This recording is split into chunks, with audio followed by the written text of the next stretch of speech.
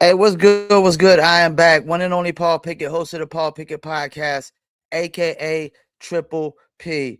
All right, we got a special guest. Let's introduce him right. Every fight I've seen in the square circle has not been a boring fight from this guy. Nothing but excitement in the squared circle. He will be returning at BKFC 92 in Boston, August 29th, which starts 6 p.m. Eastern Standard Time at Fenway Park in Boston, Massachusetts, versus Peter Barrett. Let's bring on the one and only Elijah, the Buffalo Soldier Harris. Hey, Elijah, how you Paul. doing, man? Good. How are you?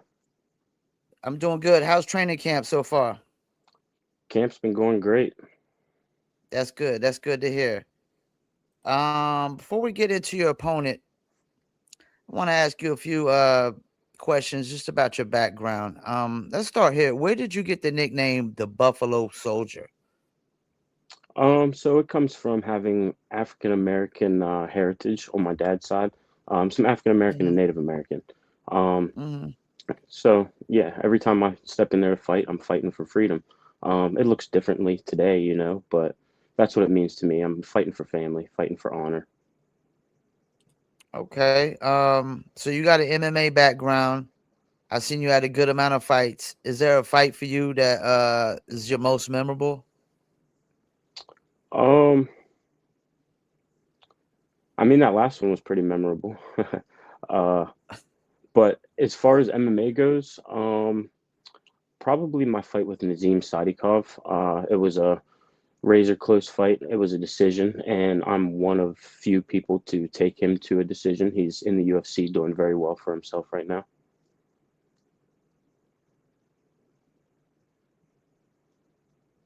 Okay. That's what's up. That's what's up. So you decided to transition from MMA to bare knuckle. What made you decide that bare knuckle was the right move for you? Honestly, for me, it was one of those things that when I saw it, I just thought it looked pretty badass, looked cool, and it was something that I thought, I want to do that at least once. So I went to the tryouts, I got Okay. picked up, and in my debut, I had a viral 7-second knockout, which gave me the record for the fourth fastest. So I was like, well, I can't be one and done with this. I'm gonna have to do it again, Yeah, and just so happened the same thing happened. So here we are. I think I found my new home. that's what's up. So what was going through your mind the first time you stepped into the BKFC ring? Um, be first. Make sure I land before he does. Um, just be first. And coming from MMA, what has been the biggest adjustment for you from MMA to bare knuckle? So when I started my MMA career, I was a wrestler. My striking was not Okay. very good at all. So over the years, I've Okay. progressed into more of a striker, and I was the wrestler that has fallen in love with striking. But in MMA, I never had any knockouts or anything because I was trying too hard to stand and, get the knockout. So the biggest thing for me in transitioning to bare knuckle was focusing on punch accuracy, like punch placement, and building Hmm. the footwork to get me in position. Before, throughout my MMA career, I just relied on having really heavy hands and wrestling to wrestle Hmm. people to the ground and beat them up on the ground. In bare knuckle, you just got your hands. So I had to really work on footwork and getting myself in position to land those hard shots. And how far have you think your footwork and placements come since your first fight? Oh, it's drastically better for sure. I think if I were to fight myself from a year ago, I would completely mop the floor with myself. And that's a good thing, right? We should continue to get better. Yeah, hell yeah. So, how much do you know about your opponent, Peter Barrett? He's a seasoned vet. He's got a lot of MMA experience himself. He fought in the UFC, um, fought Okay. some solid competition in the UFC. Uh, he's a tough, scrappy guy. Um, he likes to switch stances. I know that he can fight in either stance. He's comfortable fighting both ways. So that's something that I've been working on myself throughout this camp, and I kind of started working on it some into the camp going into the fight prior with Rico. Is just being able to switch stances and be more fluent on either side. So, what do you believe is his biggest strength? Mm, I'm not sure. I mean, he has a TKO win in bare knuckle, and then he has a decision win. Um, I believe in that decision win, though. He broke his hand early on, so I would say just Okay. grit. I feel like he's gritty. To be able to have an injury early Break your on and hand and still keep find a going. way to Yeah. win. Yeah, that shows me that you have heart. Not everyone does, so that's probably Yeah, what and he I has going watched back for him. the knockout he got. I mean, it's hard to tell from that short footage. I mean, he did come in kind of easy, poised, and it looked like he had some power behind that punch. Right. So, I mean, what do you think he gives you the most problems? Um, if I'm not disciplined, I think that's the same for uh, just about anybody. If I get too overzealous, I know I hit hard, and when I land, most guys Yeah. don't like it. They react a certain way.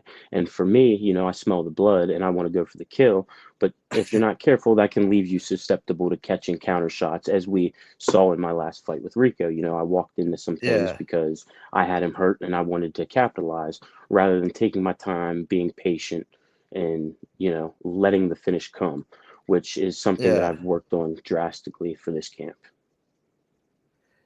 And it's funny you say that because every time, I'm watching from home and a guy starts to get a guy injured, you hear Chris Lytle always say, you know, get on him, you know.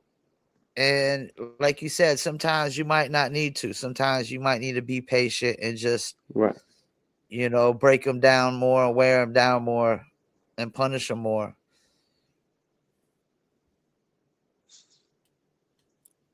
So,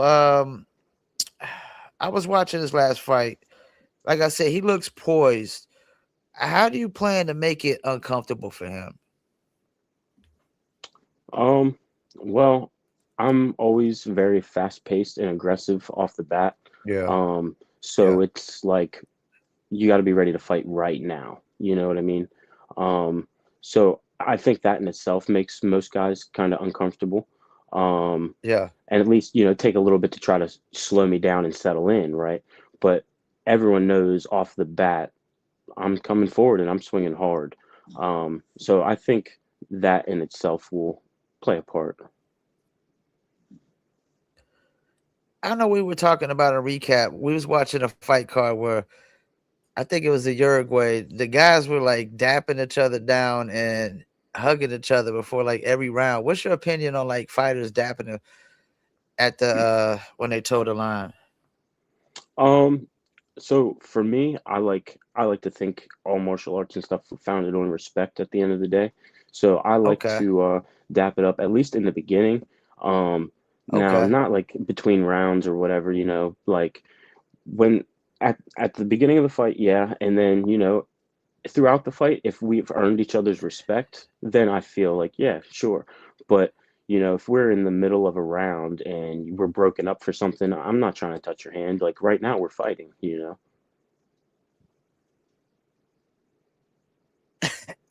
yeah. Sometimes as a fan, it's kind of cringy. Like it just gets too much. Like y'all here to knock each other's heads off, as guys be Right. trying to, you know, high five every chance they can get. Oh man. So do you expect this fight to go the distance? No, no, I do not. If it does, then I'd say it's fight of the night candidate, but I don't see it going the distance. And I know I've seen I think y'all got a time limit on this fight card. I seen where Fenway Park says it has to be done by 10. Like, does Okay. that put any pressure on fighters to try to finish their opponents any faster? I'm not sure. I can't really speak for anyone else, but for me, I'm trying to find the finish every single time. I don't want to leave it in the hands of the judges, you know. Why give them a chance to screw you over if you don't have to? Or the doctor, Right, exactly. because I seen guys, like winning the whole fight, and then they get one cut, and the doctor's like, "Up, stop it." Yeah, I had a fight at the Prudential Center against Jeff Lentz. I had him busted up, and between rounds, someone said that they thought I may have vomited, even though I never vomited anywhere. Um, and the fight was stopped due to the fact that they thought I might have vomited. What? Yeah. That's crazy. Who said that they thought you vomited? It was someone from, it was like the chief medical examiner from the New Jersey State Athletic Oh Commission. my god, Yeah. So that's there was no crazy. overruling it. So you started out with two straight wins. Last two didn't really go your way. Do you feel pressure to get a win, or do you just want to come out and put on a good show? Um, Both, right? I'm not Both. too naive to know. Yeah, I'm not too naive to know that this next fight kind of determines the projection of my career with the BKFC, I think. But at Mhm. the same time, I don't want to add any extra pressure on myself to try to go out and overperform. At the end of the day, I know if I just show up and do what I'm capable of doing, I'll get the job done. That's what's up. That's what's up. So how old are you now? I'm 30, so just getting into my prime. 30. You're young for yeah, you're young for bare knuckles still. Yeah, There's a lot of old farts in here with the championship yeah, belts. yeah.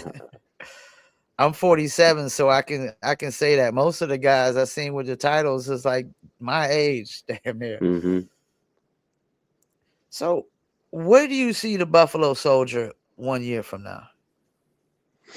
1 year from now, I can see myself uh, finishing out the remaining three fights on my contract with 3 wins and putting myself in a position to challenge for a belt. That's the goal. I want to become a world champion at this. So you got three remaining fights on your contract. Yes, sir. Now, how many like did you sign for? Are you allowed to say that? I think I can. I signed a 5 fight deal. 5 fight deal. Okay. Yeah, and I had 2 fights with them before signing the deal. Okay.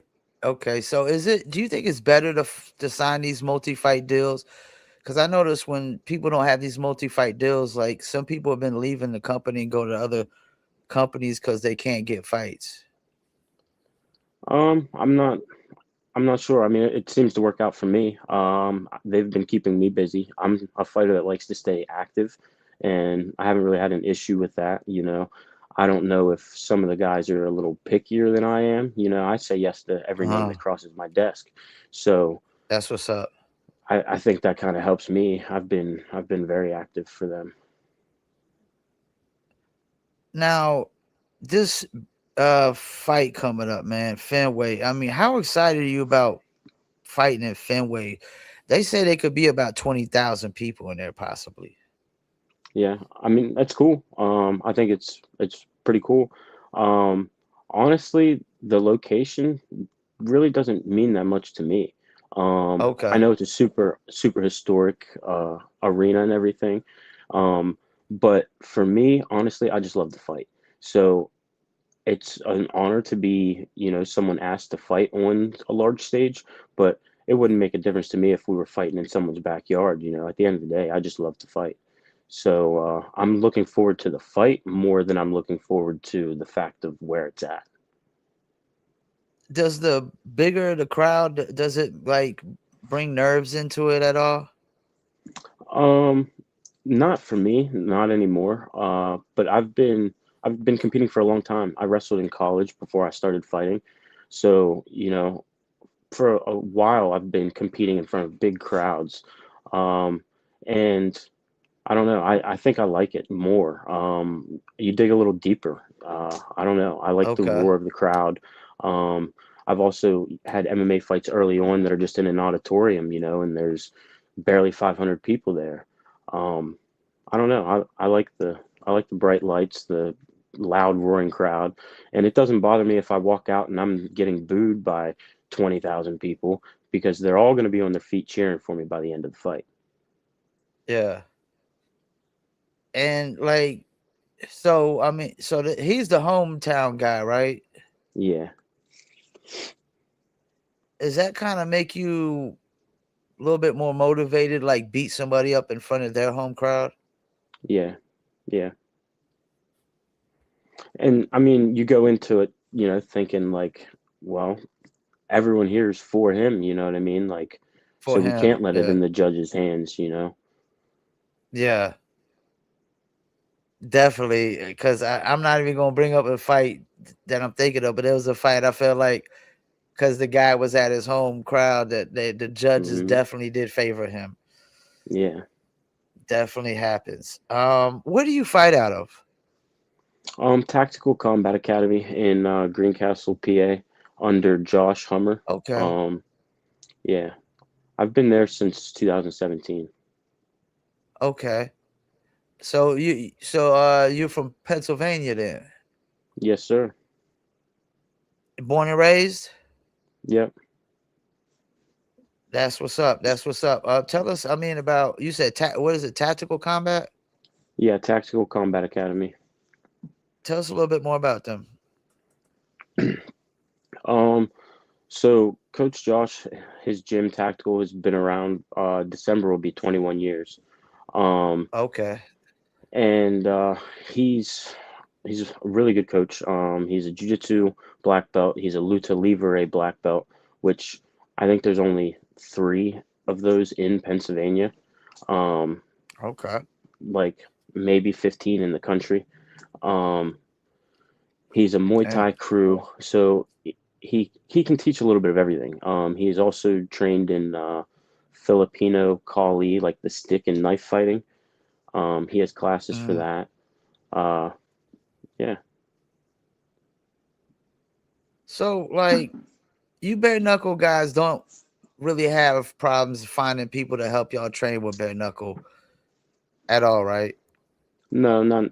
I don't. But I come from an MMA gym, so we're, used to doing all the grappling and the clinching and everything like that too. Some of the guys that come from like a boxing background, they're gonna have to learn more of the clinching and dirty boxing that they're not allowed to do.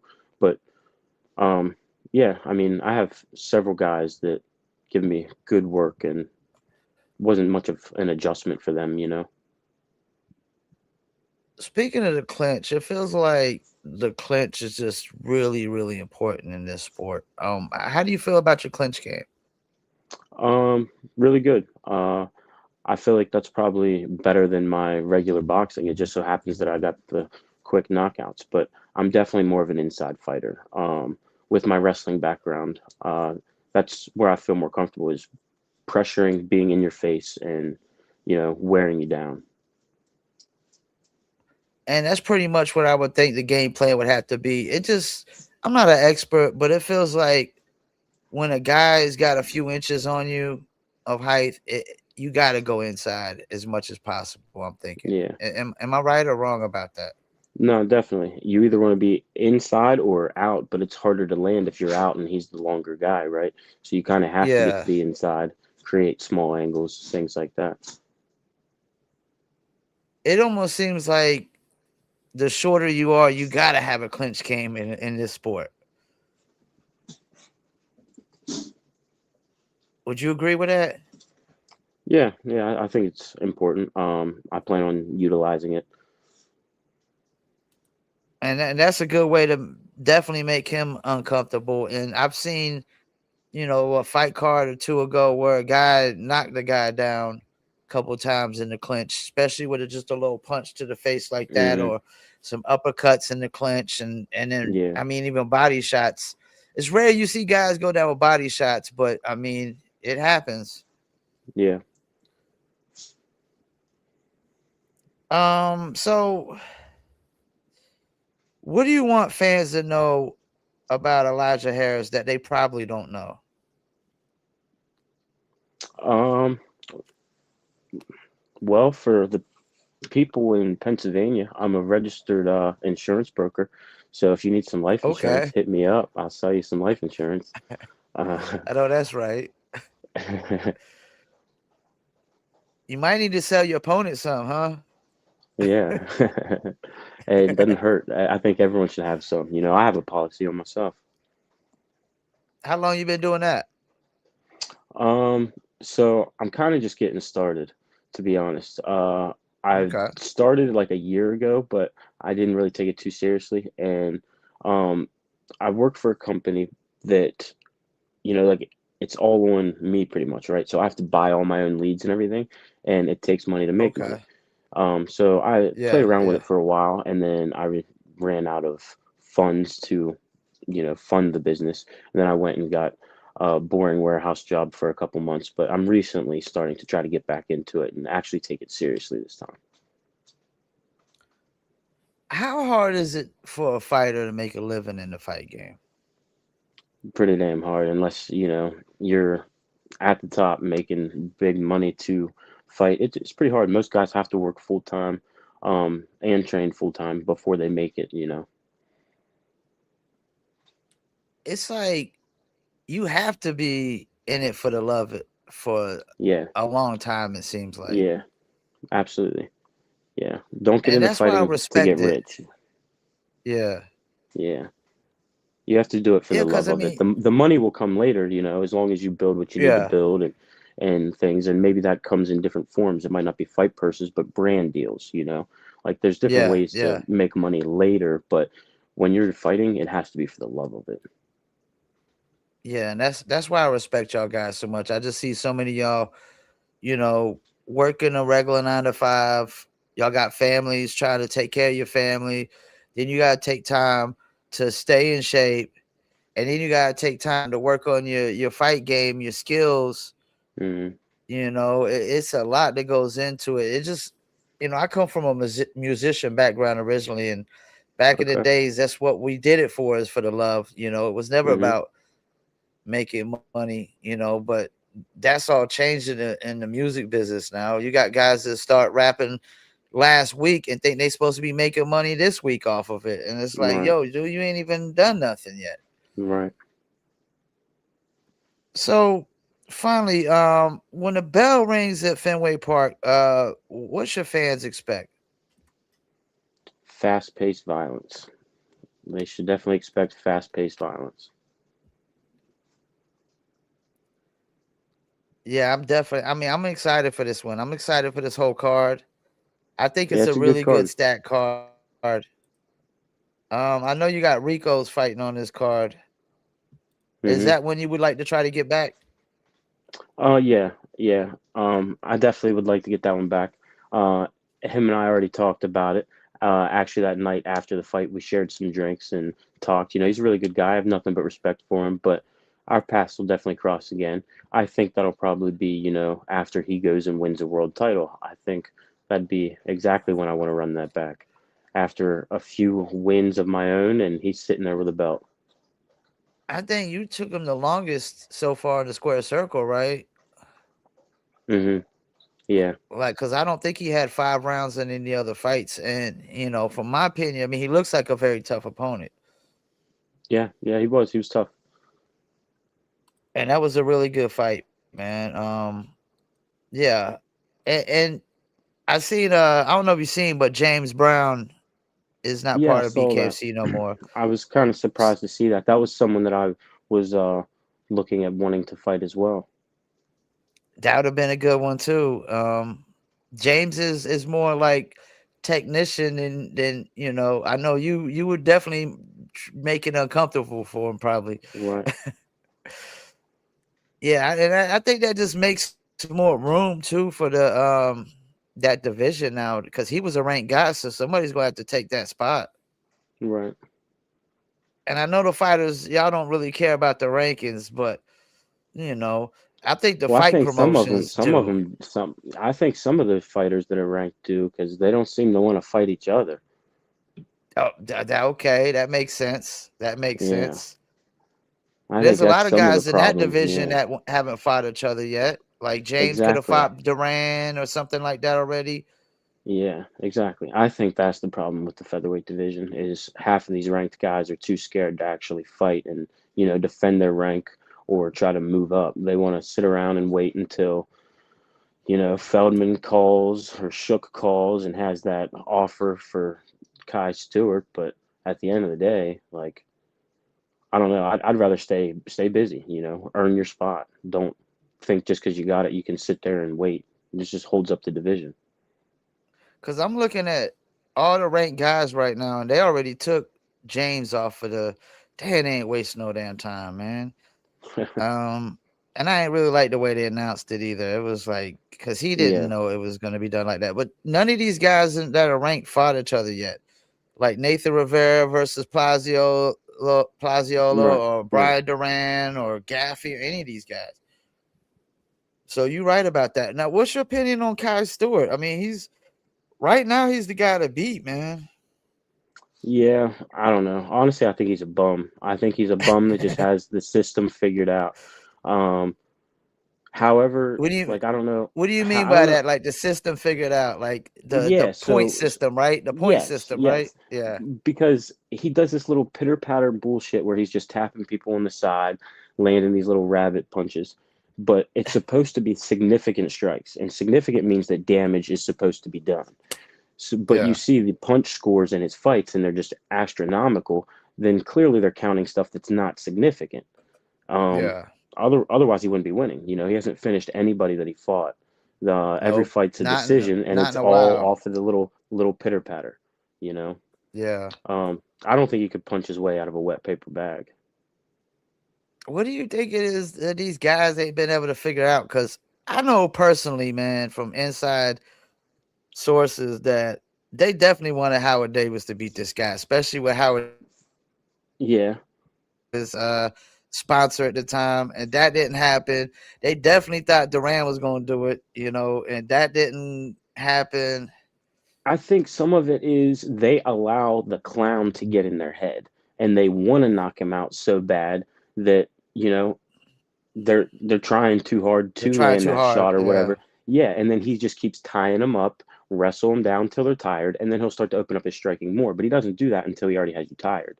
Well, I'm yeah. a wrestler too, and I went a lot further in wrestling than he did, and I would throw him around that ring and knock him out. That's what I think about Kai Stewart. He feels like the most hated guy in bare knuckle right now. I think he tries to be. I mean, he's smart, right? It's good marketing for him.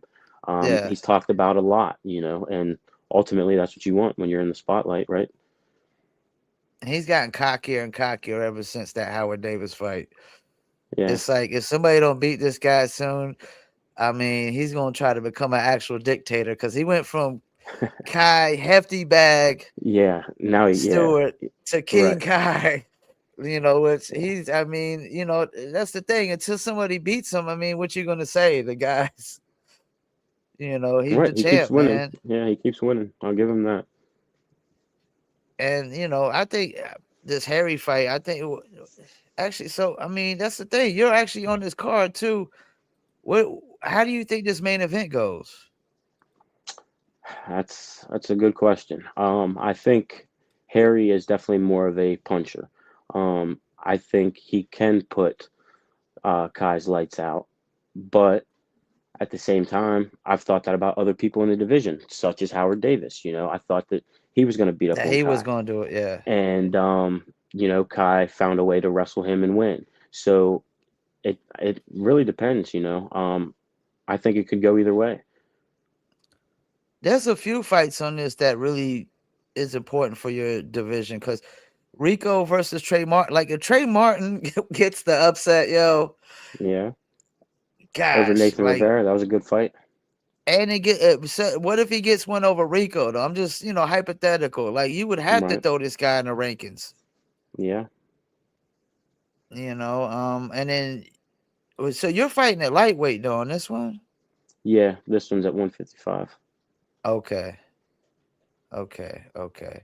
I mean, so you had to come up and wait, right? Yeah.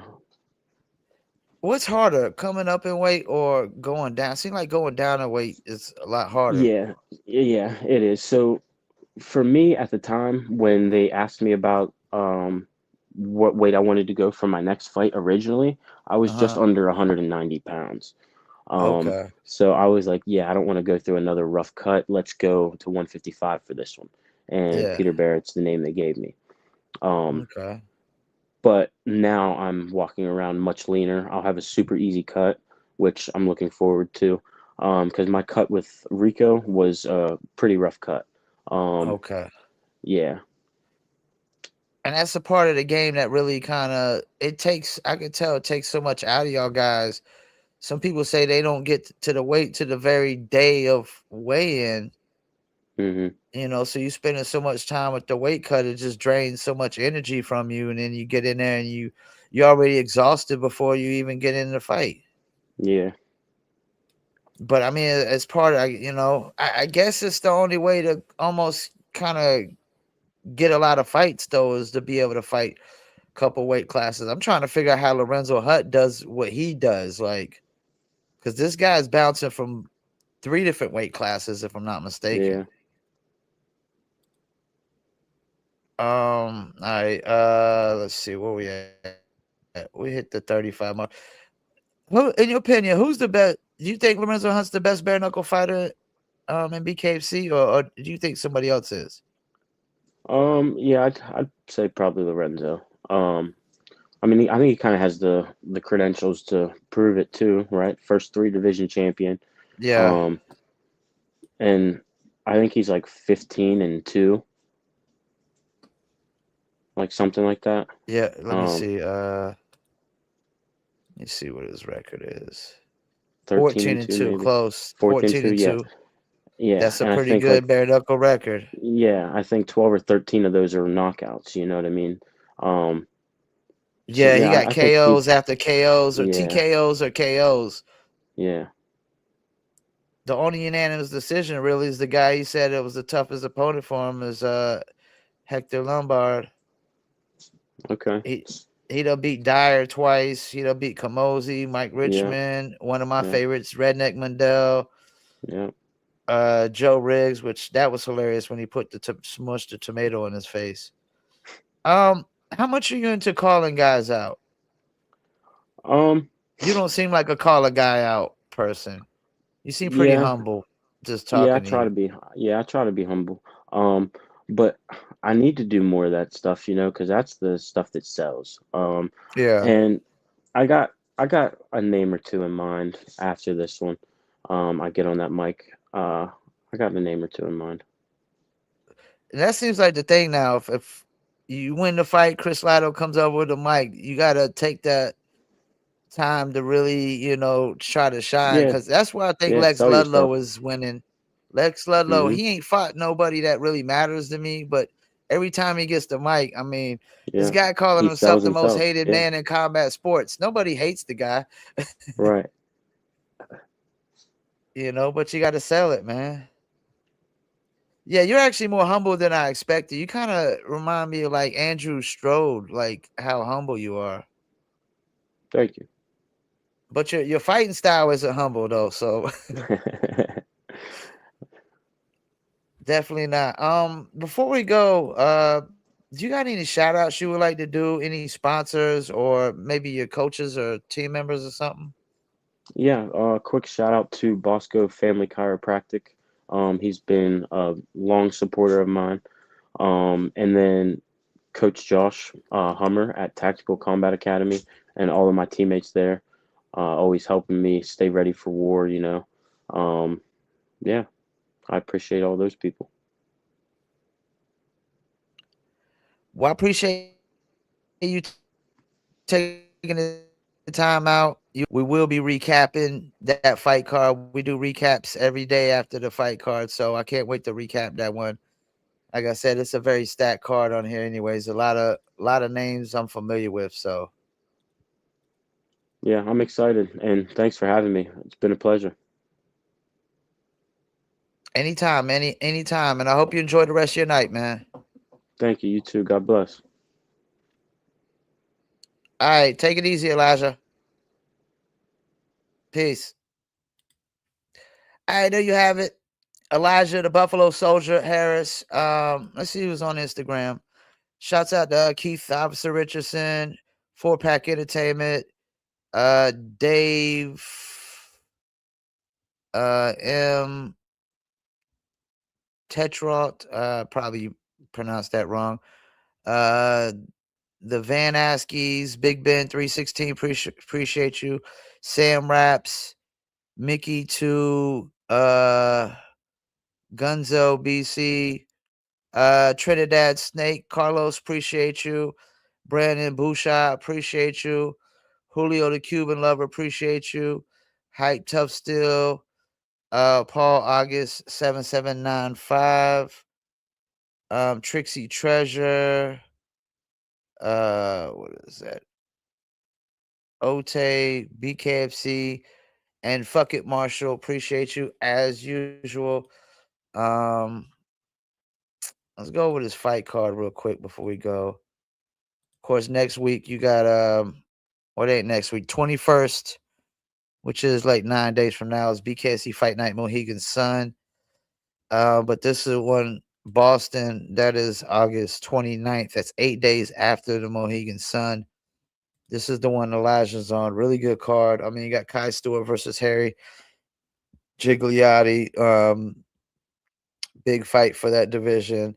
Co-main event, women's bantamweight, Christine Faria versus Sophia Landy for the Queen of Violence. Joe Lazone makes his BKFC debut versus Stash Kuykendall. Rico DeShulio versus Trey Martin. Trey Martin had the upset over Nathan Rivera, looking to try to get upset over Rico. That's going to be a tough one, though. Rico is a tough guy, and that was Elijah Harris's last opponent. That went 5 rounds. Pat Casey versus Dallas Davison. Pat Casey's 4-2. Dallas is 5-4. I mean, 9 fights in the BKFC. Charles Rosa versus Sharon Spain. Peter Barrett versus Elijah Harris. Of course, Peter Barrett's 5'10", Harris is 5'7", but it's only a 2-inch difference in the reach. Taylor Starling versus Kat Paprocki, who I recently interviewed. Go check that interview out as well. Kat's 2-1, looking to go to 3-1, and Taylor's 6-4. I mean, if she wins this one, I mean, she'll be 7-4. That's a pretty good bare knuckle record, man, men or women division. You got Guilherme Viana versus Robinson Perez. Interested to see this one. Robinson Perez ain't even fought yet, already making a name for himself when he grabs the mic.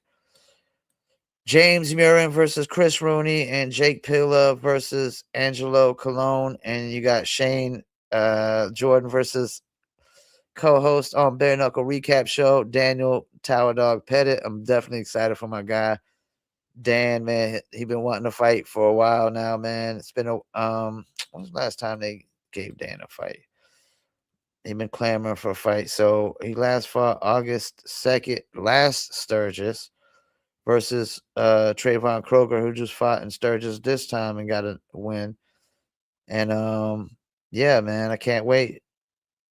Can't wait to see. And you got David Burke versus David Simpson, who I interviewed a while back. Go check out that interview as well. And I need to bring on David Simpson back on here soon as well. And there's a lot more people I need to just set up with interviews. I might have to go with doing hour shows and 2 interviews at a time. We'll see. All right, we're about to wrap it up. That's the BKC Boston card. Of course, you got Hollywood, BKC 93 Hollywood, BKC 94 Manchester, BKC Belgrade. That's in Serbia. Still got Newark, Clearwater, and Glasgow, and no telling what other fight cards they're going to have as well. Appreciate everybody tune in, and don't know when my next interview is yet, but the next recap will be the day after the Mohegan Sun card. Normally we do them anywhere from like 2 to 6 p.m. But appreciate y'all tuning in. Shouts out to Elijah Harris. Wish him the best of luck in his fight, and I can't wait to see this one and really see the whole fight card. It's going to be exciting. Thank y'all for tuning in. Peace, and I'm out.